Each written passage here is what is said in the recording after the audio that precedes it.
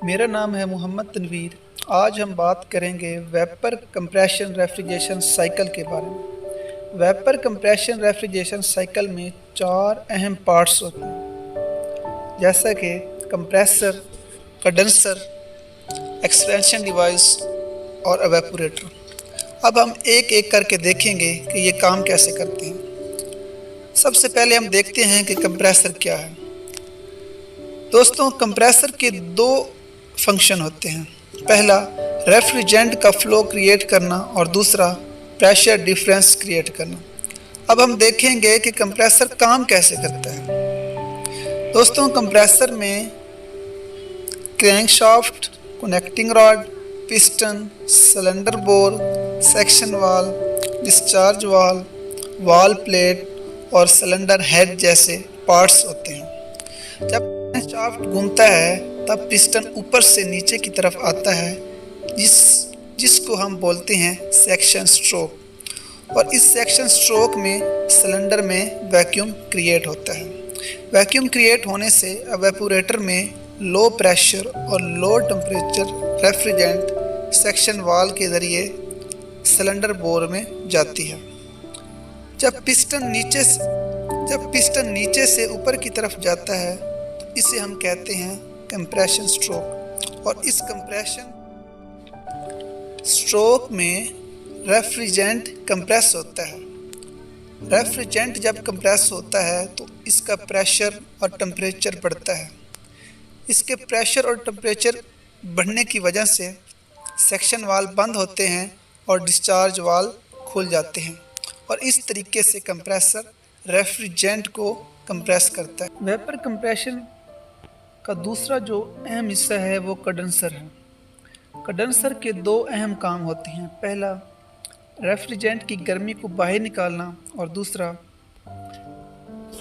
Vapour refrigerant को liquid refrigerant में तब्दील करना। अब हम ये देखेंगे कि कंडेंसर काम कैसे करता है।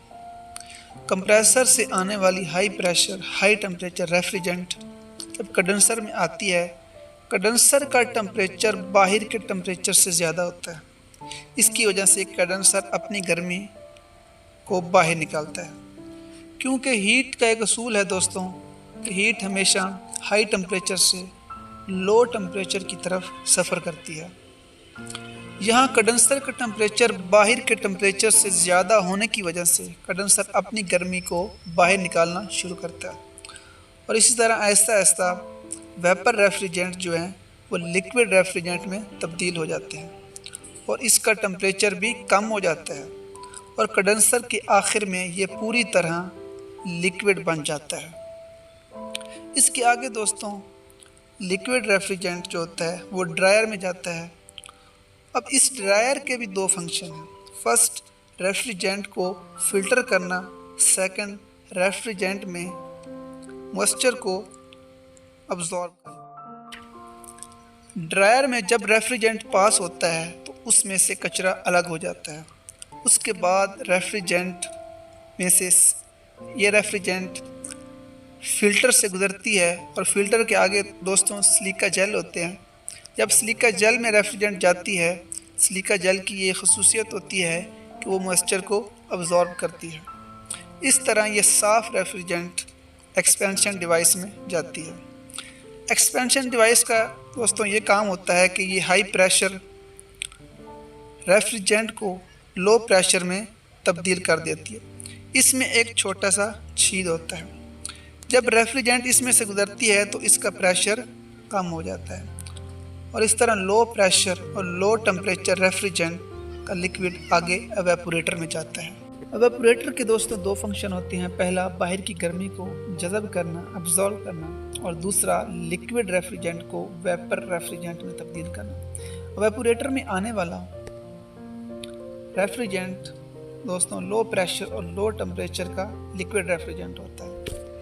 यहाँ पर रेफ्रिजरेंट का टेम्परेचर सराउंडिंग टेम्परेचर से कम होने की वजह से बाहर की गर्मी एवेपोरेटर कॉइल में चली जाती है, जिसकी वजह से कूलिंग इफेक्ट क्रिएट होता है।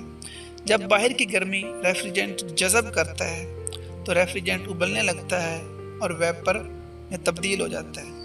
इस तरह ये low pressure low temperature refrigerant vapour फिर से कंप्रेसर में आ जाता है। अगर देखा जाए दोस्तों तो इसका जो एप्लीकेशन है रेफ्रिजरेशन कंप्रेशन साइकिल का, ये रेफ्रिजरेटर में, डबल डोर रेफ्रिजरेटर में, विंडो एसी में, split AC, package air conditioner, castle unit, इसके अलावा central plant, deep freezer, visible cooler, ice candy plant, cold storage plant, ये सब में यूज़ होता है। तो इसलिए दोस्तों इसका साइकिल सेम ही होता है, इसको समझना बहुत ज़रूरी है आपके लिए, तभी आप अच्छे तरीके से काम कर सकते हैं।